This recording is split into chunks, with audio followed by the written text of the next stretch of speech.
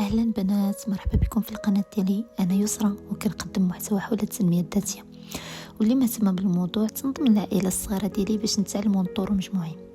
المهم اليوم غادي نهضروا على سؤال كيتطرح بزاف: شنو هي التنمية الذاتية؟ واش غير هضره ولا تقدر تبدل حياتنا فعلا؟ ببساطة التنمية الذاتية ماشي أنك تولي شخص مثالي، وماشي أنك تكون ديما متحمس وفرحان. التنمية الذاتية هي أنك تحاول كل نهار تكون أحسن شوية من البارح، كما قلت لكم قبل، ولو بخطوة صغيرة بزاف. التنمية الذاتية كتبدا من الوعي، يعني أنك تولي واعي بأفكارك، بعاداتك، بطريقة تعاملك مع راسك ومع الناس. مثلا إلا كنتي كتهضري مع راسك بطريقة سلبية، التنمية الذاتية هي أنك تنتبهي لهذا الشيء وتحاولي تبدليه، طبعا بشوية بشوية. واحد الغلط اللي كيديروه بزاف الناس هو انهم كيظنوا ان التنميه الذاتيه خاصها تغييرات كبيره، ولكن الحقيقه هي ان التغيير الصغير هو اللي كيبقى وهو اللي كيصنع فرق كبير في المستقبل. التنميه الذاتيه ماشي سباق، كل واحد عنده السرعه ديالو، المهم هو الاستمرار. انا تعمدت نعاود نشرح لكم التنميه الذاتيه باش تفهموا بالضبط كيفاش تبداو وكيفاش تطوروا للاحسن. دابا ندخلوا شويه في داكشي اللي خاصو يتطبق على ارض الواقع.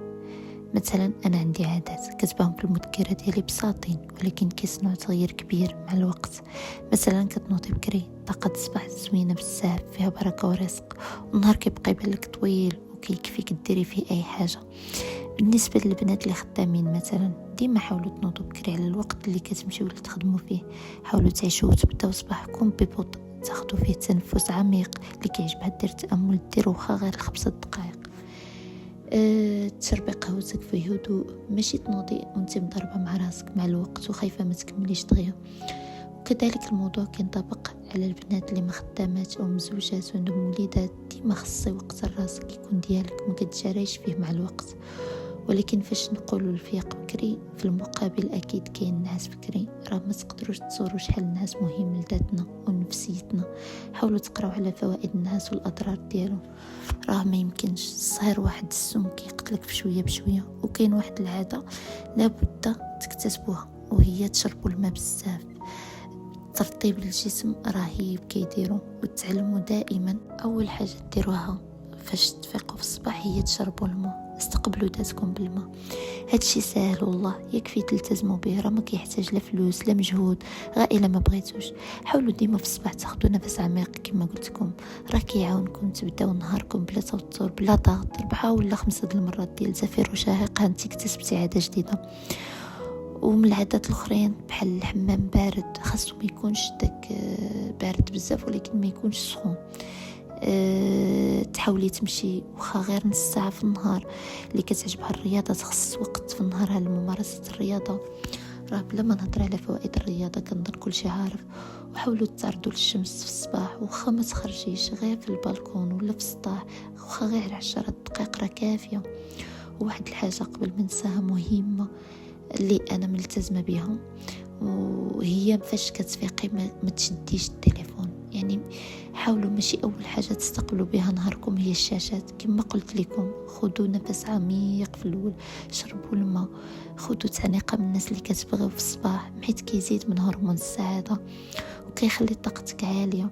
انا كنطبقها مع ولادي في الصباح، طبقوها نتوما مع وليداتكم، مع راجلكم، واللي ما مزوجاش مع والديها، مع خوتها، واللي ما عندها حتى شي واحد تعلق المخده.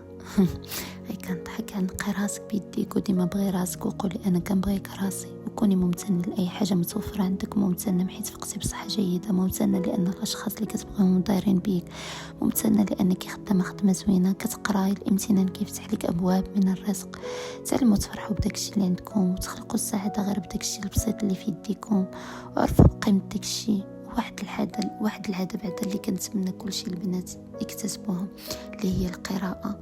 حاولوا تقراو خا غير 10 دقائق في النهار، صفحه 2 صفاح، يغطي رصيدك المعرفي. قللوا من المشتتات، السوشيال ميديا.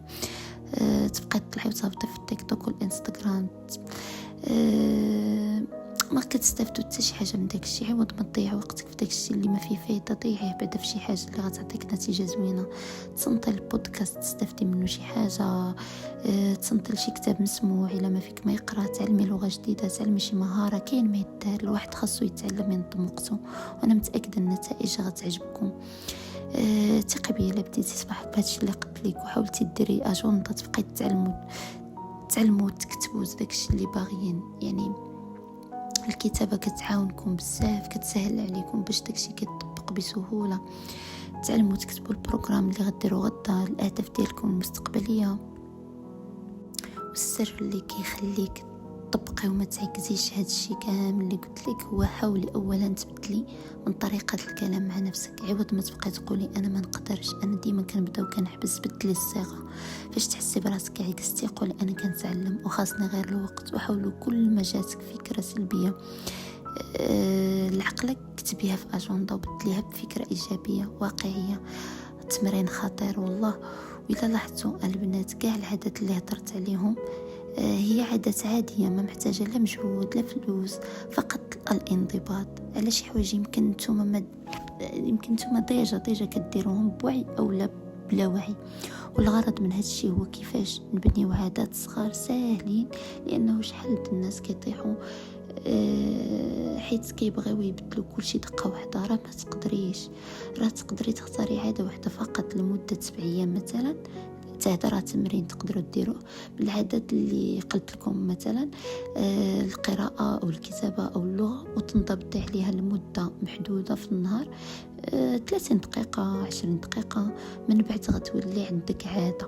ولكن ضروري البنات تركزوا على تنظيم الوقت كما قلت لكم. بداو اول حاجه بعدوا على المشتتات الصغير بزاف. راه ماشي ضروري خاصك برنامج معقد. راه الا نضتي في الصباح وكتبتي 3 المهام اللي خاصك ديريهم في داك النهار وكملتيهم، راه نهارك ناجح. فاش كيسالي نهاركم حاولوا ديما تسولوا راسكم شنو درتوا مزيان في نهاركم وشنو تقدروا تطوروا غدا. حتى الا كان الجواب بشي حاجه صغيره راه ماشي مشكل، راه مهم ويقدر يخلق تغيير كبير في حياتكم. كنظن غادي نوقفوا هنا ان شاء الله.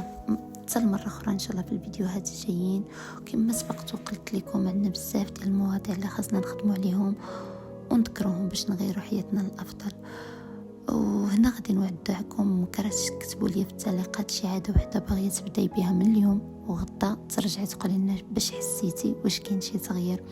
وإلا عجبكم الفيديو ما تنساوش ديروا لي لايك وشاركوا هذا الفيديو الا كنتو كتعرفوا شي واحد حتى هو محتاج يسمع لهاد الهضره. وكذلك شاركوا في القناه باش نكملوا الرحله مع بعضياتنا. شكرا لكم بزاف. دمتم في حب طمأنينة وسلام.